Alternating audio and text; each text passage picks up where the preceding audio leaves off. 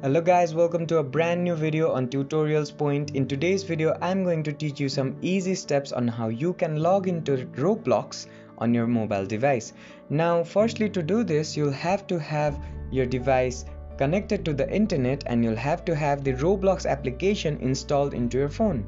If you don't have the Roblox application installed into your phone, just simply click on this Play Store button and then click on this search bar and then just search for Roblox. Once this Roblox icon appears on your screen, if the install button appears on your screen, just click on it, and if you already have the Roblox application installed, a play button will appear and you can just click on this play button to access the application. Another way to access this application is to just search for it on your phone and then click on it.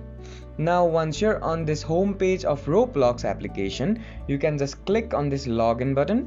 Once you've clicked on the login button, you'll be redirected to this page, and on this page you'll have to type in your credentials.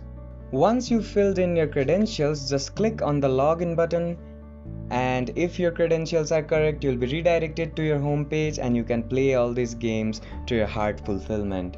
I hope this tutorial helped you to log into Roblox on your mobile device.